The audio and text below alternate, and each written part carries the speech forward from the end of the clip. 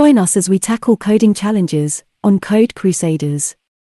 In this video, we'll be diving deep into the problem by addressing 5 crucial elements: the problem definition, our approach to the code, an example to illustrate the code, the intuition behind the code, and the complexity analysis. The problem is, subarray sums divisible by k. The problem is asking to find the number of non-empty subarrays in a given array, nums, that have a sum divisible by a given integer, k. A subarray is a contiguous part of an array.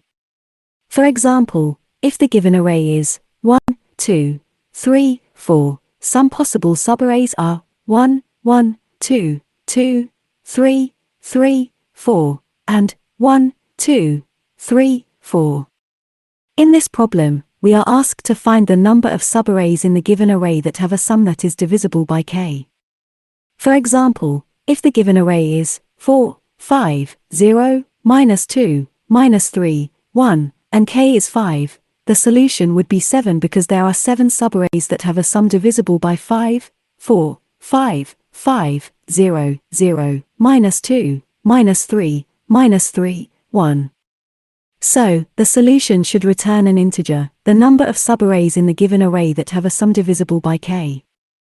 This solution uses a technique called prefix sum to find the sum of all subarrays in the given array. We used unordered underscore map to store the remainder of each sum when divided by k. The variable count is used to store the number of subarrays with a sum divisible by k. The variable prefix underscore sum is used to store the sum of the subarray from the start of the array to the current element. We use a for loop to iterate through the elements in the nums array. Inside the for loop, we first add the current element to the prefix underscore sum. Then we find the remainder of prefix underscore sum when divided by k. We use prefix underscore sum modulus k plus k, modulus k to handle negative numbers. If the remainder already exists in the remainder underscore count map, we increment the count by the number of times the remainder was found in the map. If the remainder is 0, we increment the count by 1. We then increment the count of the remainder in the remainder underscore count map. Finally, we return the count. Here is an example of how the code would work with a given array nums and an integer k. 1. Let's say we are given the array nums equals 4, 5, 0, -2, -3, 1, and k equals 5. 2. We initialize a variable count to 0. This variable will store the number of subarrays with a sum divisible by k. 3. We initialize a variable prefix underscore sum to 0. This variable will store the prefix sum of subarrays. 4. We create an unordered underscore map remainder underscore count to store the count of remainders when prefix underscore sum is divided by k. 5. We start iterating through the array using a for loop. 6. For the first element 4, we add it to prefix underscore sum and get the remainder of prefix underscore sum modulus k, which is 4 modulus 5 is equal to 4. 7. We check if the remainder already exists in the remainder underscore count map. It doesn't, so we increment the count of remainder in the map by 1. 8. For the next element 5, we add it to prefix underscore sum and get the remainder of prefix underscore sum percent modulus k, which is 9 modulus 5 is equal to 4. 9. We check if the remainder already exists in the remainder underscore count map. It does, and its count is 1, so we increment the count by 1. 10. For the next element 0, we add it to prefix underscore sum and get the remainder of prefix underscore sum modulus k, which is 9 modulus 5 is equal to 4. 11. We check if the remainder already exists in the remainder underscore count map. It does, and its count is 2, so we increment the count by 2. 12. For the next element -2, we add it to prefix underscore sum and get the remainder of prefix underscore sum modulus k, which is 7 modulus 5 is equal to 2. 13. We check if the remainder already exists in the remainder underscore count map. It doesn't, so we increment the count of remainder in the map by 1. 14. For the next element -3, we add it to prefix underscore sum and get the remainder of prefix underscore sum modulus k, which is 4 modulus 5 is equal to 4. 15. We check if the remainder already exists in the remainder underscore count map. It does, and its count is 3, so we increment the count by 3.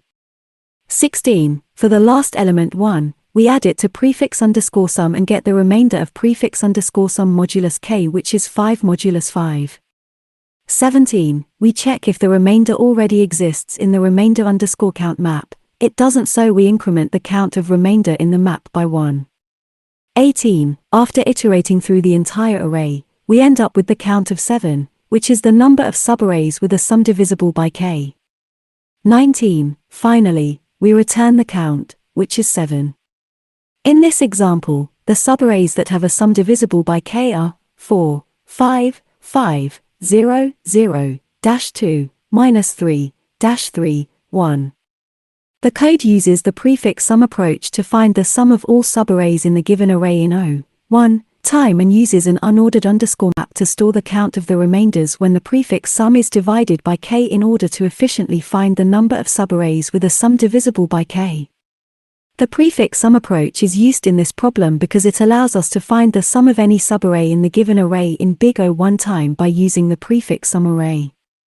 The prefix sum array stores the cumulative sum of the elements in the original array up to that index. For example, if the original array is 1, 2, 3, 4, the prefix sum array would be 1, 3, 6, 10.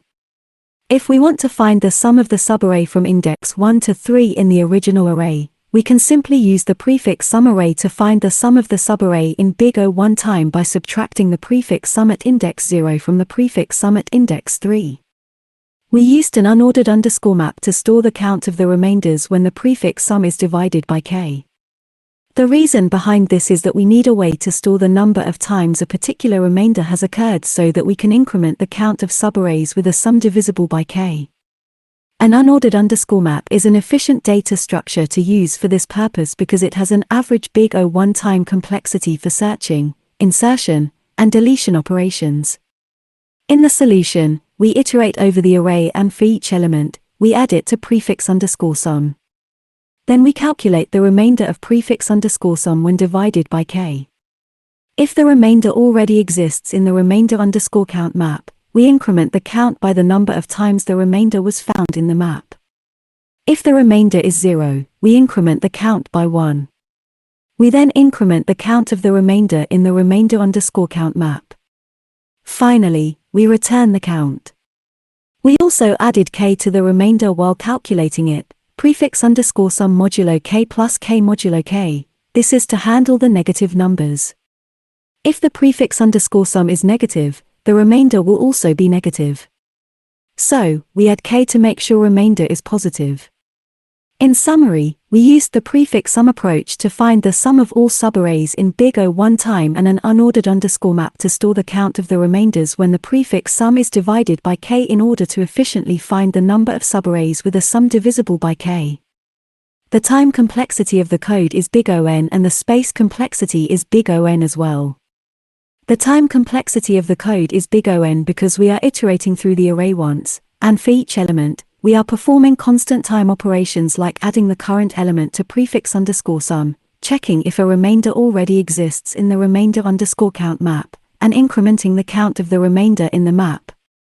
Since the size of the array is n, the overall time complexity is big O(n).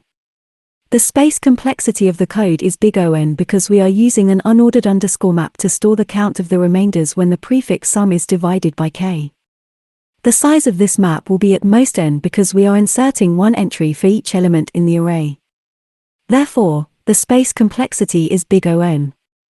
Note that the unordered underscore map internally uses a hash table to store the elements, so the average case time complexity of operations like searching, insertion, and deletion is big O(1). However, in the worst case, due to collisions, the time complexity can be big O(n), but it is very rare that hash table will be filled to the maximum level, and it is highly unlikely that it will occur in this problem as the range of remainders is limited by k. Thanks for following along. I appreciate your attention, and I hope you found this explanation helpful.